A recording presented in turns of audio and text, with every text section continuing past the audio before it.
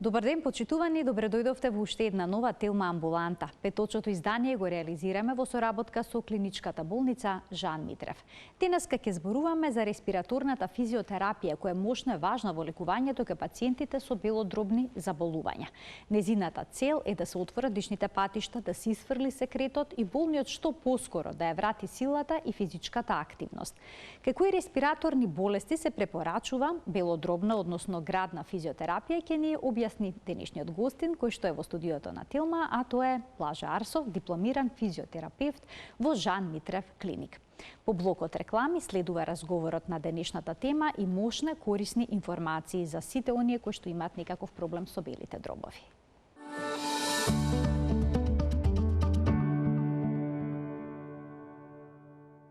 За респираторната физиотерапија денеска зборуваме со Блаже Арсов, дипломиран физиотерапевт во Жан Митрев клиник. Добре ни дојдовте во студиото на Телма и добар ден. Добар ден, добро ве најдов. Одлично се чувствувам. Баш ми е драго. Ќе зборуваме за една не толку секојдневна тема, бидејќи кога ќе помислиме на респираторни болести, обично тоа не го асоцираме со физикална терапија. Па може ли физиотерапијата да помогне кај респираторните, односно белодробните болести?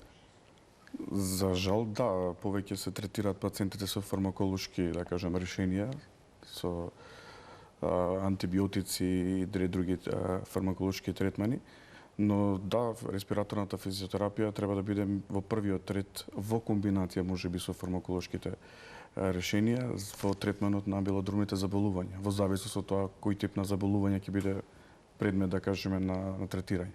Што е точно респираторна физиотерапија? Како се објаснува Можеме да тој го поим? поделиме на неколку, да кажем, ајде, како назив за да може луѓето да разберат. Респираторна физиотерапија тоа е еден назив кој што во последните десетина години се почесто се употребува. Станува збор за да кажеме белодробна гимнастика, ако може така да се каже. Значи станува збор за третман на белодробието од аспект на физиотерапевти, каде што се применуваат определени респираторни техники за подобрување на белодробниот капацитет. Се почесто и веќе во последните неколку години се шири таа цела опција на можност на третирање на пациентите со додавање на дополнителни техники, но мора да кажеме дека тоа не е нешто ново. Тоа може само нешто заборавено. Заради тоа што можеби нема доволно недоволно физиотерапевти на секој оддел. Така почнало да се применува се тоа на почетокот на минатиот век, колку што апсолутно не е нешто што ние го измислуваме, ние само треба да го усовршиме и да го унапредуваме и да редовно се користи. Моје лично мислење е дека треба на секој хируршки оддел да има да има физиотерапевт кој што ќе спроведува респираторна физиотерапија. Без разлика на возраста, да кажам, и од мали деца и до возрастни, секаде има потреба од респираторна физиотерапија, каде што е засегнат белодробниот систем. Кај кои болести, респираторни болести, белодробни болести, обично се применува се тоа? Значи, првен да почнеме да кажеме од некои состојби како што се ателектаза, кои што се како постхируршки, или можеби не мора да бидат постхируршки, може да биде пациенти кои што се недоволно физички активни па развиваат ателектази, пневмонии, хронично обструктивна се тоа може да се примени. Кога има многу секретини може да се исфрли. Хронично обструктивна белодробна болест, например, белодробен емфизем, цистична фиброза, во последно време слушаме и за се почесто по медиумите. Тоа се, да кажем, еден широк спектар на белодробни заболувања. Многу често може да се случи, да кажеме, пациенти кои што имаат и други заболувања, но ќе развијат респираторни компликации заради недоволно, речеме, физичка активност, недоволно спроведена мобилизација, пациенти, да кажеме, кои што имаат мозочен удар, пациенти кои што имаат вградување на тотална ендопротеза на колен и на колк, кои што не биле соодветно третирани или навремено мобилизирани за различни причини, може да развијат и дополнителни белодробни компликации, ние така ги викаме, бидејќи всушност не е примарно тоа. И секаде во овие работи во овие диагнози кои што ги спомнав или состојби, има потреба од респираторна физиотерапија. Понекогаш тоа се само определени техники, да кажеме, во комбинација со мобилизација, со мобилизирање со пациентот, на пациентот, после има малку поспецијални, да кажеме, техники, каде што има потреба од евакуација на белодробен секрет, кај што тој секрет го ограничува дишењето, имаме ниска периферна сатурација, така да се прави една проценка од страна на физиотерапевтот и докторите на одделите. Ако збориме сега биќува физиотерапија не мора да биде врзана само со примена во болнички услови. Значи може во домашни услови се применува. Респираторната физиотерапија би ја поделил во три сегмента, ви кажеме болнички услови, така? Може да биде амбулантска респираторна физиотерапија и домашна физиотерапија. Во болничките услови ги најчесто ги работиме пациенти кои што се или на пролонгирана механичка вентилација, интензивна нега. Да кажеме на интензивна нега, каде што имаме пролонгирана механичка вентилација, каде што пациентот со помош на респираторна физиотерапија се одвикнува и од користењето на самиот респиратор на кој што е поврзан. Може да се користи за евакуација на, како што рековме, на белодробниот секрет, за да подобрим белодробниот капацитет, да подобрим периферна сатурација. Значи се прави една проценка во зависност од тоа каде е пациентот, да кажеме, во тој момент. Домашната рехабилитација најчесто се спроведува од страна на пациентот, бидејќи ние ги едуцираме што може да се направи во домашни услови. Пациентите или блиските на пациентот, што може да се направи, нормално дека тоа се прави со некаква контрола од физиотерапевт, дали тоа ќе биде 2 пати во неделата или 3 пати, во зависност од потребите и состојбата на пациентот. Многу е тешко да се даде точно дозирање, да кажем, биќе респираторна физиотерапија. Тука стана збор за дишење, а дишењето кога е засегнато секогаш се брза. Така да има поразличен пристап. Амбулантската физиотерапија, тоа најчесто биле пациенти кои што имале респираторни компликации, да речеме постхируршки третман евентуално, или пациенти кои што имаат хронична обструктивна белодробна болест, рековме астма или белодробен емфизем кои што го загрозуваат дишењето, тогаш тие може да, доколку се возможно да доаѓаат во амбуланта, може да бидат третирани таму по истиот принцип и техники кои што се евентуално се третираат пациентите и во болничките сместувања, во болничко сместување, во зависност од потребата, моменталната потреба на пациентот. Збориме на моменталната состојба на пациентот. Кога треба да се започне веднаш, штом ќе се јават проблемите, да речеме некој има проблем со дишењето, се разболел, има многу секрети. Тоа треба да го одлучат докторите. Доколку станува збор за интензивна нега, оддел на интензивна нега, тоа е работа на анестезиолозите, интернистите кои што ги обслужуваат тие пациенти. Значи зависно од комплексноста, всушност, на состојбата. Зависи од комплексната потребата, не секој пат како да кажам, се може да се истретира со некоја таблета или со инфузија. По некој пат е потребно и механичко дејство за изфрлување, например, на белодробниот секрет. Можеме да го поттикнеме со некоја фармаколошка терапија искашлувањето, но на крајот можеме многу побрзо и поефикасно тоа да го сработиме, можеби и во некои си 20-30 минути или 1 час, во зависност од она што се работи. Ајде да проговориме за положбата на телото и изфрлањето на секретот. Тука ќе можеме да погледнеме и одредени инсерти за сето тоа да биде појасно. Значи, одредена положба во која што лежи пациентот на креветот може да придонесе да се изфрли секретот. Која положба би била најдобра? Тоа е индивидуално. Прво вака. Значи не е толку едноставно. Доколку станува збор за, почнеме од болничкиот пристап, доколку станува збор за болнички пациент кој што во болнички. Некои фотографии тука можеме да ги видиме во програма се емитуваат. Лажат на мониторот. Така? Да, значи вака, доколку станува, се зависи од она каков е типот на пациентот и што се работело со него. Ако е пациент на интензивна нега кој што бил хируршки третиран, дали е тоа кардиохирургија, абдоминална хирургија, тогаш имаме и мали ограничувања врз основа на тоа што би можеле ние да спроведеме. Доколку стана збор за абдоминална хирургија, мораме пациентот претходно да го истретираме, да поставиме соодветен абдоминален појас, за да не дозволиме да има премногу ширење на абдоминалната мускулатура, каде што евентуално бил спроведен хируршкиот зафат, да може тој притисок да биде соодветно совладан, бидејќи не треба при евентуално искашлување да направиме дополнително отварање на рез. Што значи дека тој пациент во зависност од она каде најчесто најмногу има, да речеме, белодробен секрет, ние ќе мора да најдеме соодветна позиција како тоа да го изведеме, да не го нарушиме и неговиот, да имаме во предвид и неговата хируршка интервенција која што била изведена можеби пред 24 часа. Така да на различни позиции различно се дренира. Затоа се вика овој всушност дел, се вика и посторална дренажа. Овие фотографии кои што дадат се дел од, да кажам, од посторалната дренажа и во секој сегмент јас би го поделил за луѓето може полесно да разберат, да речеме, горни, медиални и базални делови од белите дробови. И во секој од овие три сегменти на белите дробови во различна позиција може да се издренира. Сега, како што реков, ако станува збор за кардиохируршки, абдоминален или некој си друг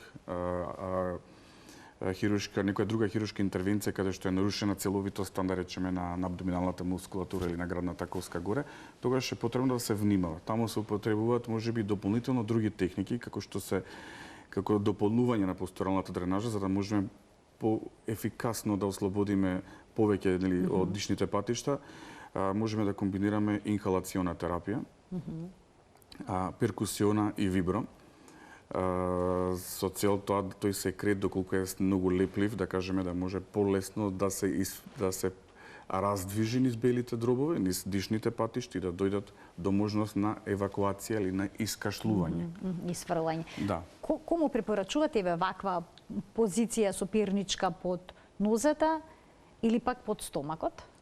Овој тип на позиции може да бидат кај пациенти кои што се да речеме во амбулантски услови би ги третирале, може да бидат пациенти кои што имаат и хронична обструктивна белодробна болест, евентуално астма.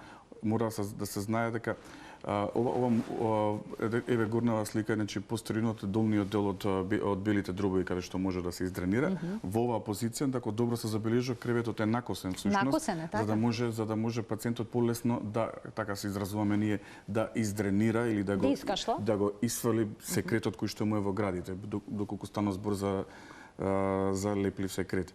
Во овие позиции може да се дополнат, како што реков, со перкусиона терапија, вибротерапија или можеби народски познато и сигурно луѓето многу често го користеле, тоа е едно тапкање на градниот кош. Да, децата ги тапкаме вака по грбчето кога им се полни. За да го поттикнеме. Зошто е важно во оваа позиција да биде дланката? Низ двете шаки всушност поминува воздух кога ќе почнеме да го правиме ова како движење на самиот граден кош и го предизвикуваме раздвижувањето на белите на секретот кој што е во определен сегмент. Да речеме ова апикал сегмент што е горниот дел од белодробието, најчесто кај пациенти кои што имаат хронична обструктивна белодробна болест, бидејќи во таа позиција кога се понапред, да кажеме, со телото е многу полесна размената на гасовите и многу полесно ми е нивното дишење. Така да има со соперничка во овој дел? Да, може соперничка. Перничката може да се употреби во различни ситуации кога имаме речеме некој пациент кој што се можеби 5 до 10 дена постоперативно абдоминално за да може да направи дополнителна компресија. Рековме дека тие пациенти може да користат и дополнително појаси. Така. Зашто знаеме дека при секое искашлување, интраторакалниот притисок, тој се шири градниот кош внатре, може да предизвика дополнителни проблеми внатре и нормално пациентите чувствуваат болка, оние кои што биле да речеме хируршки третирано и не се искрено кажам секој пат многу среќни за тоа го прават веднаш да кажеме после операцијата во 24 часа или 48 часа. Но јас тоа го работам 15 години и можам да кажам дека ние на одделот интензивно лекување спроведуваме рана мобилизација и рана респираторна физиотерапија, ако може да кажам, уште 24 часа после кардиохируршка интервенција со цел да се ослободи белодробниот секрет од натре во белите дробови, доколку воопшто го има. И на пациентите им доделуваме. Така ова се веќе вежби, така? Респираторни вежби се ова? Да, респираторни вежби. Тоа е всушност еве го истото што го донесовте тука, се работи за спирометар. Ова е помагало за респираторни вежби, станува збор за потекнувачки спирометар, оно што може да се види таму. Пациентот треба да направи вдишување, длабоко вдишување помеѓу ова цевче и целта е да ги подигне трите топчиња, да ги задржи горе. Тоа нешто би личело на процес на нуркање, кога влегуваме во вода, зимаме длабоко воздух за да можеме да останеме подолго време под вода. Овде ние пациентите ги замолуваме тоа да го направат од прилика некои 2 до 3 секунди да ги задржат. Така. Пациентите кои што немаат проблем со белодробниот капацитет, брзо ги совладуваат вежбите и ги подигнуваат трите топчиња уште на почетокот. Доколку некој пат сега во зависност од состојбата на некои пациенти и нивните коморбидитети претходно од респираторен аспект, им е потребно и подолго време за да ги совладаат респираторните вежби. Значи станува збор за продолжителен инспириум, кога ќе со целта да ги задржат трите топчиња горе. Идејата е да ги задржат трите топчиња горе. Колку време се спроведуваат овие вежби? Од аспект, мислите на временски период, колку пати треба да го повторат Така, во да. текот на денот? Во текот на денот. Па тоа е една бројка која што малку остава така впечаток, кој ќе ми каже на пациентите, станува збор за 400 повторувања. 400 повторувања повторувања. Но ние кога дишеме во текот на денот не размислуваме колку пати земаме воздух, нели? Но овде бидејќи идејата е да ги разбудиме респираторните мускули, да го евакуираме белодробниот секрет доколку имаме во градите, нормално за да го одржиме белодробието чисто после операцијата е многу битен момент. Треба да се прави малку почесто тренирање. Се препораките да се направат од 300 до 400 повторувања, има различни студии каде што пациентите прават и од 500 до 600 повторувања. Станува збор за повторување во текот на 24 часа, да се разбереме, не станува збор за повторување во еден час. Препораката е да се направи серија можеби од 10 до 15 повторувања со пауза од 10 до 15 секунди после секое подигнување на топчињата. Значи, она што го кажувам, најчесто ова не е олимписка игра, не е спортско помагало за спорт, туку е помагало за спроведување на респираторни вежби и како секоја друга терапија и ова се има соодветно дозирање. Така. Префорсираното тренирање, да кажам, со ова и забрзаниот ритм може да го забрзи и ритмот на срцето, а знаеме дека тоа не е потребно после спроведена кардиохируршка интервенција, например. При тоа и го следите пулсот со Апсолутно, ова апаратче што го донесовте морам да кажам, тука? ова апаратче всушност е пулсен оксиметар кој што врши голема работа кај физиотерапевтите кога работат со пациенти во амбулантска физиотерапија или во домашни услови.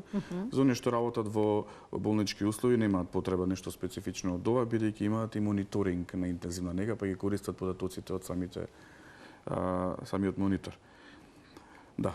Се поставува на прстот, се поставува на прстот, се даваат се почекува неколку секунди, самиот уред започна да се мери и ја дава, да речеме, ги дава првите резултати од периферната сатурација и нормално дава и срцова фреквенција или пулс. Ова се два параметри кои што можеме да ги добиеме многу брзо. Она што испуштив да го кажам, можеби на почетокот е многу битно. Докторите ја даваат насоката за спроведување на респираторна физиотерапија или рана мобилизација која станува збор за болничко лекување, но сепак постои една физиотерапевска проценка која што мора секој физиотерапевт да ја спроведе пред да започне со работа како и тип на пациент. На што се темели таа? Значи тука се станува збор за собирање на податоци, ако може така да кажам, значи се обработуваат периферната сатурација, се обработува пулс, се обработува податоците од притисок, нели, од тензија на моментално, ако стана збор за болнички услови, се проверуваат линиите кои што ги има пациентот и кои медикаменти ги прима, дреновите кои што ги има и се прави план всушност како ќе биде спроведена респираторната физиотерапија. Се гледат кои се да кажам мерки, кои се факторите кои што ограничуваат и кои се фактори кои што можеме да си дозволиме повеќе да извадиме од пациентот и побрзо да му помогнеме. Така таа една проценка која што е била во, да кажам, во делот за интензивна нега. Со помош на оваа респираторна физиотерапија се намалува ли престојот во интензивната нега или пак воопшто болничките денови? Во комбинација со раната мобилизација и респираторната физиотерапија, тоа е најдоброто решение, ако може така да кажам, за намален престој на интензивна нега. Колку порано пациентите се мобилизираат, колку порано, да кажеме, се спроведе респираторна физиотерапија, толку побрзо ќе ја напуштат интензивната нега, доколку немаат други коморбидитети. Споминавте веќе неколку пати мобилизација. Што подразбира така пациенти? Раната мобилизација, ако збориме сега во контекст на интензивното лекување, станува збор за рана мобилизација која ќе биде спроведена во 24 часа веднаш после оперативниот зафат.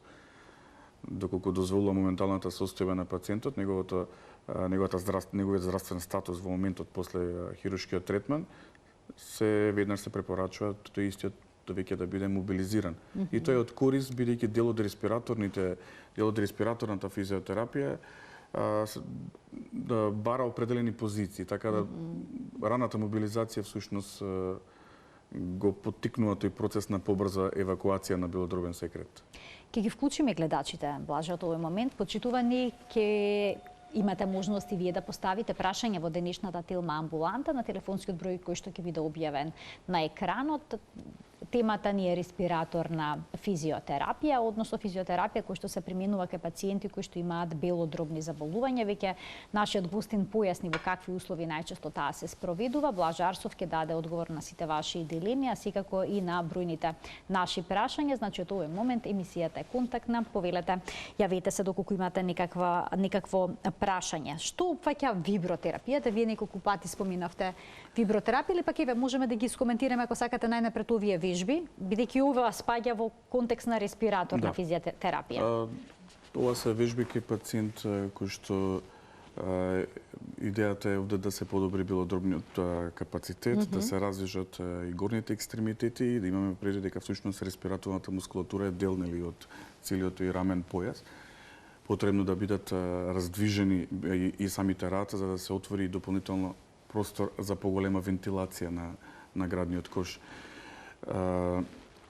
Во контекст на вибротерапијата, оној кој што го спомнав, дека постуралната дренажа сама по себе значи да се пациентот да се постави во определена неговото тело да биде поставено во определена позиција за да можеме да направиме соодветна дренажа, нели, соодветно евакуирање на секретот, а самата таа постурална дренажа, освен позиционирањето нели во кревет, треба да биде подпомогната со помош на мануелни техники. Едната рековме перкусионата или тапкањето на градниот кош, а другата е помош на апарат кој што е вибротерапија, кој што со помош на вибрациите го раздвижуваме секретот во белите. Се поставува на градниот кош? Тоа е апарат кој што може да биде и мобилен, се поставува на градниот кош. Најчесто се поставува, например, ако е во оваа позиција, се поставува на задниот дел од торакалниот дел, нали, на грбот.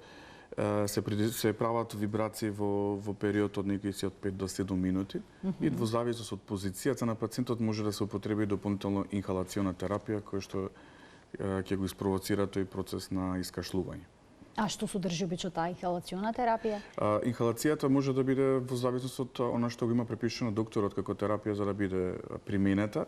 Значи тоа е аеросолна инхалација, сакам да кажам, кој што оди со помош на воздух и ги распрснува евентуално лекот кој што ќе биде ставен внатре или можеби само еден некој си солен раствор како што е физиолошкиот раствор со цел да го одлепи, да го навлажни белодробието и да го одлепи залепениот секрет на зидот на дишните патишта за да може полесно да биде искашлан. Така да ова е таа една комбинација од техники како што зборувавме, повеќе техники во зависност од потребите. Ако почувствуваме дека пациентот не може да го искашта секретот само со постуралната дренажа, само со позиционирањето или со тапкањето, тогаш можеме да дополниме и со некој медикамент за да го олесниме дишењето. Таа е таа комбинација, но медикаментот е нормално нешто кој што ќе го препише самиот доктор доколку има потреба. Постојат и дополнителни други уреди кои што во предпоследните неколку години беа употребувани најчесто од пациентите со цистична фиброза. Тоа станува збор за елици кои што исто така предизвикува вибрација на белодробието од аспект на тоа да може нормално да се полесно да биде извлечен или искашлан тој секрет кој што така да постојат неколку моменти како тоа може да им се помогне на пациентите. Имаме гледач кој што ќе го вклучиме во програма. Добар ден за него. Добар ден за гледачот. Добар ден. Мислам дека се исклучил. Добро, има можност да се јави во текот на емисијата понатаму. А дали кислородната терапија исто така е дел од респираторната физиотерапија? Во кој случај има потреба од неа? Кислородната терапија е терапија која што нормално се ординира доктор. Нашата работа како физиотерапевти е пациентите да ги одвикнуваме од користењето на непотребно количество на кислород. Што сакам да кажам, пациентите кои што се да кажеме на кислородна терапија во домашни услови, има различни типови на пациенти кои што некои се кислородно зависни, некои се повремено имаат потреба од кислородна поддршка, но овие пациенти, ние и на двете групи од пациентите имаме задолжение да им помогнеме полесно да се справат. Јас би почнал од друг момент. Кислородната терапија кога се дозира, се даваат под нормално од страна на доктор. Но може да се случи и да се дозира повеќе од она што е потребно.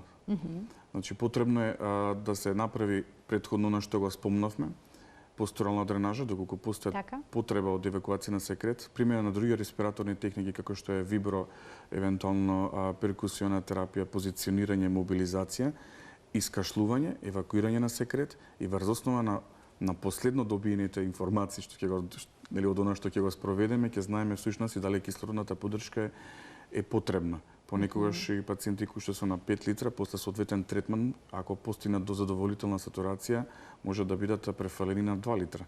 Нормално во координација со доктор, нели? Така да таму е нашата улога како физиотерапевти.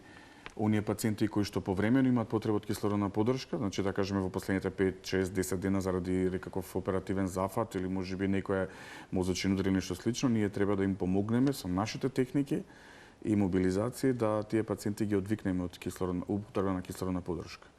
Истото и со другите кои што се кислородно зависни, само што во тие случаи кај тие пациенти им помагаме да го намалиме, да ја намалиме исто кислородната поддршка. И нормално доколку има опција да се оди кон неизино исклучување, пациентите да можеме да ги активираме или да бидат се повеќе мобилни. Подвижни. Да, се повеќе подвижни. Идејата бидејќи знаете кислородната поддршка има ограничувачки фактор, ако е во домашни услови тоа стана збор за концентратори кои што генерираат нели кислород. Нормално тие се мобилни, но не може да ги качите по скали во исто време да се движат. Има и уреди кои што се мобилни, да кажам, кои што се носат и како ранче за да можат пациентите да се движат. Но тоа кај нас е многу скапа опрема во Македонија, да кажам. Така да можеби ретко се применува. Ретко се применува, да. А дали на пациентите им покажуваат одредени техники за искашлување? Постои ли нешто такво, бидејќи на интернет може да се најдат и такви видеа? Апсолутно, техники за тоа исто се потикнати и тие техники всушност се спроведуваат и од страна на физиотерапевти. Ние да ги учиме како тоа да го направат со употреба на определени звуци кои што нели ќе направат кои што ќе го испровоцираат искашлувањето, но тоа ќе биде последниот сегмент. Првин сет она за кој што зборувавме, спроведувањето на респираторните вежби, постојат различни респираторни вежби, не мора да бидат само со потикнувачки спирометар, може да бидат со вежби кои што ќе бидат употребени ПЕП, позитивен експираторен притисок, значи во моментот на експириум, во моментот на издишување, да чувствуваат отпор, кој што ќе предизвика, да кажеме, зголемување на експириумот. И имаме вежби кои што во комбинација со ПИП имаат можност да се достават, тоа се помагала, кои што за жал ги немам за да ви ги покажам, но лесно достапни се на интернет, во кој што имаат едно топче на средина кој што предизвикува вибрации, па сите тие вибрации преку самото вдишување и издишување се пренесуваат во белите дробови, го раздвижуваат секретот и помагаат полесно да се искашла. Така да постојат најчесто се употребуваат, да кажам, помагала за спроведување на респираторни вежби, но може да се употребат и најчесто длабоко вдишување со задржување на воздухот во белите дробови. Значи некоја техника за дишење, тоа е така? Кој што прави всушност некои си 2 до 3 секунди и со прилепени усни полека да го издишеме воздухот. Тоа би рекол еден природен позитивен краен експираторен притисок би било. Овие се добри совети со оглед на зимскиот период кога има многу респираторни вирусни инфекции кои што се проследени со кашлици, со секрет. Па јас би препорачал да на пациентите кои што имаат, да кажеме, во некоја ваква фаза кои што имаат некои респираторни компликации, кои што имаат потреба да искашлување, да си спроведуваат респираторна терапија, значи да си прават вежби, да ако имаат можност да се консултираат со некој терапевт, да им направи можеби постурална дренажа, да им даде совет, да речеме во која позиција можеби да лежат, да се направи за сето тоа полесно да се да се искашла. Не се мора биде третирано со антибиотици. Апсолутно. Ако можам да кажам, не велам дека не треба, но велам дека не се. Има и уште еден начин кој што може да помогне да се отворат дишните патишти, да се изфрли секретот. Долготрајното ќе се изразам запушување на белите дробови со секрет. Нормално ќе предизвика поголема инфекција. Но ако го евакуираме секретот порано, колку побрзо се отстрани, така да и антибиотикот ќе нема многу голема работа. Имаме уште еден гледач кој што овој пат се надевам дека успешно ќе се вклучи во денешната Телма амбуланта. Добар ден за него. Добар ден. Ало, добар ден. Ве слушаме во програма, сте, повелете. Може да прашам едно прашање? Секако повелете. Може би јас сум одван темата, ама би сакала да прашам. Добро, јас ајде. сум оперирана од дојка. Добро. Уште не можам да правам шака, да стегам раката. Само ќе ве замолам да го намалите тонот на телевизорот, за да можеме нормално да комуницираме. Само секунда. Така, значи оперирана сте од дојка, се уште не можете да функционирате со дланката како што треба, не можете да ја во тупаница да стиснете, би сакала претпоставувам, нешто така? со ове TV година сум оперирана. Цела година е поминат од операцијата, што Да. би можело да се направи. Спроведувате некаква физикална терапија, физиотерапија или не? Па да ти кажам, бев сега бргу, 10 третмани имав, ама Добре. уште ништо. Се уште немате подобрување. Во ред, ви да. благодарам за вклучувањето во програма. Повелете. За жал ќе кажам, во Македонија нема еден унифициран пат за овој тип на пациенти, заради тоа што Фондот за здравство не им ги покрива трошоците за мануелна лимфна дренажа, ако може вака да се изразам. Пациентите за жал и лутаат кај да добијат соодветен третман, може да заглават во некој си козметичко студио каде што некој ќе им прави некаква лимфна дренажа. И за тоа се случуваат овакви ситуации како што има до 1 година да се чека за да се уште да нема никакви движења. На пациентката е потребна мануелна лимфна дренажа. Не е во контекст на она кој што го зборувам, нели во контекст на прашањето само да бидеме најасна. А јас би ја советувал да не побара нас, ние во нашата болница имаме сертифициран лимфен терапевт кој што може да ја помогне. Нека направи консултација. Треба сертифициран лимфен терапевт да го работи. Видете, ние физиотерапевтите може би знаеме повеќе техники, нели? Но сите ние се специализираме во определени области. Ќе искористам еден збор, не можам да бидам супермен да ги знам сите можни мануелни техники или сите други техники кои што работат во светот. Точно е дека сум физиотерапевт, но секој како и докторите се специализираат во определена област. И таму каде што работат во определената област, тоа го знаат најдобро. Така. Значи, гледачката доби конкретен совет што треба да се преземе за да се подобри ситуацијата. Ние продолжуваме понатаму со респираторната физиотерапија, како изгледа неинвазивната механичка вентилација, но тоа ќе ни го одговорите откако ќе го вклучиме гледачот во програма. Добар ден. Добар ден. Повелете. Добар ден и поздрав до докторот и до вас. Сакав да прашам, видов сега дека се работи за респираторни физиотерапии, меѓутоа, само да го прашам физиотерапеутот, јас сум оперирана од карцином на града и не смеам да речам, имам некои промени на грбот, што треба да идам на физикална терапија, не ми дозволуваат тие електричните физиотерапии. Дали можам да правам физикални терапии, да речеме ме боли рамото, ме боли кичмата и така. Само дали можам да правам физикална терапија? Имате уште некој подпрашање, Блажа? Не. Не, во ред, ви благодарам за вклучувањето во програма. Ти кажа мој личен став. Значи, за жал, да, точно дека има некои контраиндикации кои што не треба да бидат третирани во контекст на оваа дијагноза која што ја кажа пациентката. Но за жал овие пациенти не треба да бидат оставени сами на себе. Тоа не значи како не може да се примени електротерапија, дека не може да се примени ништо друго. Сега рековме зависност од она дали карциномот кој што го спомна е активен и дали се уште има некаков проблем од тој аспект, дали тоа е претпоставам дека може да се докаже, нели? Но не треба овие пациенти да бидат пуштени сами на себе, треба да добијат помош. А изгоре на тоа во светот се менуваат правилата за третман на овие пациенти. Старите протоколи беше дека овие пациенти не се сами по себе заради тоа што имаат карцином, дека имаат се контраиндицирани за физикална терапија. Како што реков, ќе потврдам, ова е мој личен став, да не бидам погрешно разбран од другите. Треба пациентката да се добие физикална терапија, не е се во електротерапијата. Значи има и други техники, други можности кои што може да биде третирана. Не е во ред пациенти кои што имаат карцином, кои што биле оперирани, кога, да кажеме, тоа е завршена, ако било отстрането, да кажеме, да немаат право да доаѓаат или да бидат сработени од страна на физиотерапевт. Мој личен став. Така, имам уште двајца гледачи и добив знак, кои што сакаат да се вклучат во денешната емисија со прашања. Добар ден. Добар ден, ве слушаме. Јас сум Невена. Добар ден, Невена, повелете. Јас имам некој хроничен бронхитис кој што ми беше поправо акутен, баш со многу силна обструкција. И примав една доза сумамет. Не беше доволно, потоа уште една доза сумамет и се уште не беше доволно, а после уште 5 нелорени.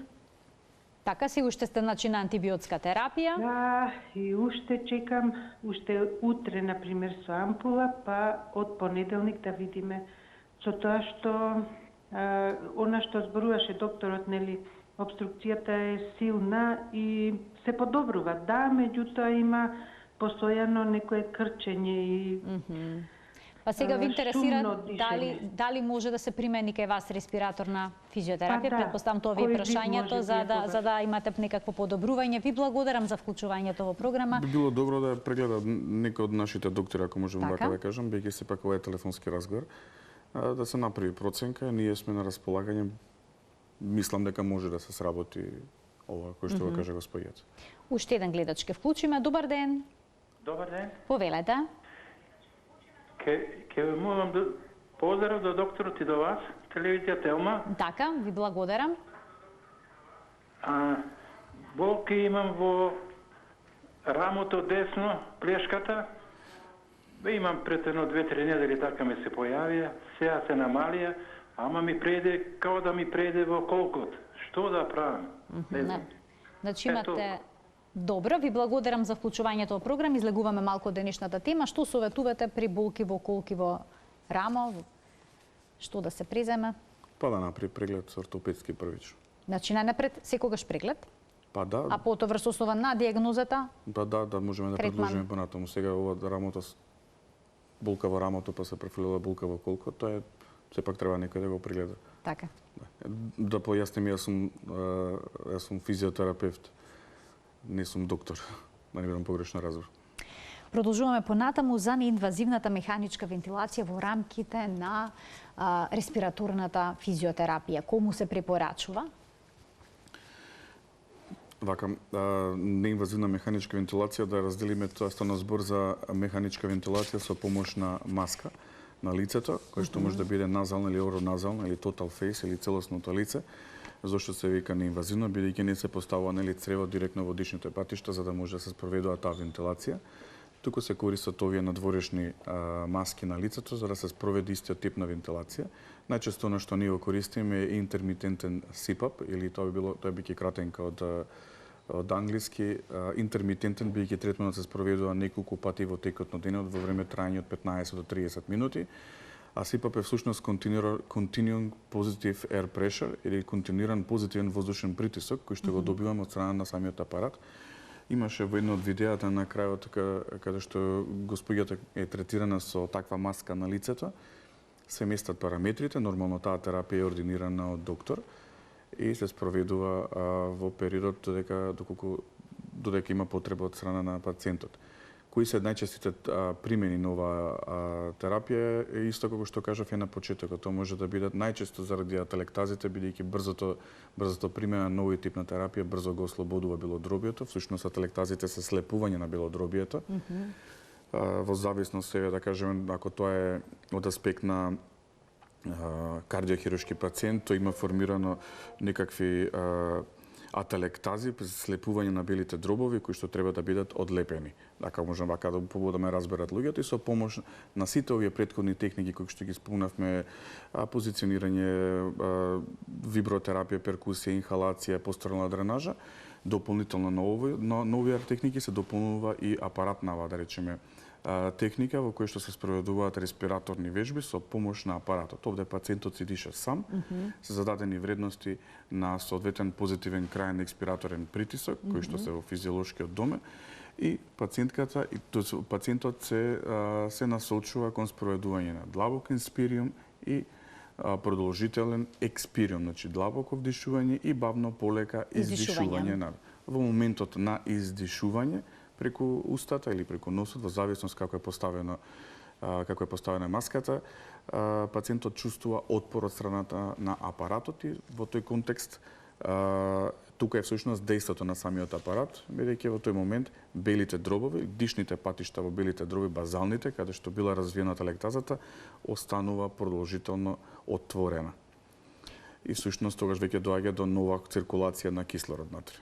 А има ли состојби кои што не се препорачува респираторна физиотерапија? Значи имаме пациенти... Има ли пациенти кои што не сме да се спроведе? Апсолутно не се сите за пациенти, значи за тоа ги одбравме, за тоа збориме за оваа група на пациенти или болести или заболувања ХОП, белодробен емфизем, и може да се употреби кај белодрум едема, телектази и така натаму. Има пациенти кои што имаат контраиндикација од овој тип на спроведување, например интермитентен СИПАП не можеме да го спроведиме кај пациенти кои што имаат недрениран пневмоторакс, например. Пациенти кои што психолошки не можат да го издржат моментот дека ќе имаат маска на лицето поставена. Така да има индикации. И психолошкиот момент може да биде пречка. Апсолутно.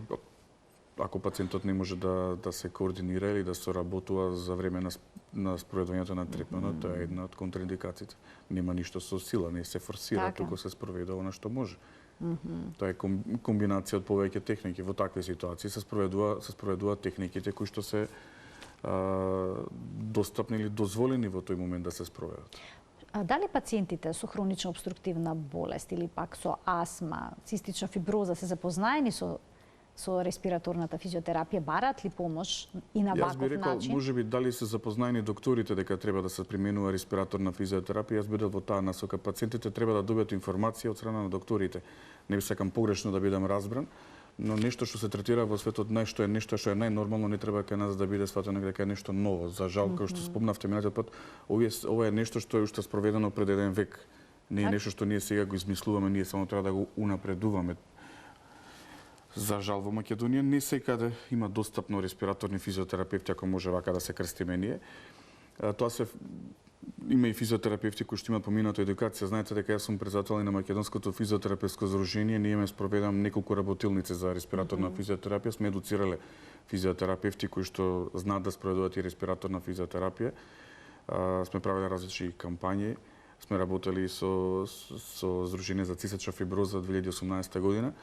Но за жал, како да кажам, докторите можеби не го препознаваат комплетно тоа. Јас сум среќен што работам во таква институција, во Жан Митрев клиника, каде што нашата потреба е препознаена. И ние функционираме како одел 23 години веќе. Така. Јас 15 години го спроведувам ова.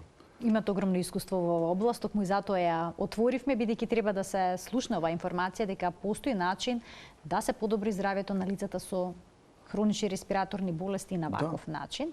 Имаме гледач, да го вклучиме во програма. Добар ден. Добар ден. Добар ден. Повелете, во програма сте. Благодарам. Кој е вашето прашање? Поздрав за докторот. Само да нагласам дека денешниот гостин е физиотерапевт, не е доктор. Повелете. Токму за него се однесува прашањето. Повелете. Јас сум жена на позрела возраст, 60 и кусур години. Така. Имам дисков хернија, имам многу проблеми и сакав како физиотерапевт. Дали е препорачана масажа на тие болести?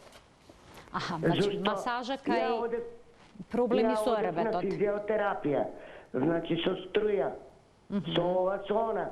Никој не ми препорача масаж. Така, дали е потребно масажа во ваков случај или не, ова е едно убаво прашање. Ви благодарам за вклучувањето во програма.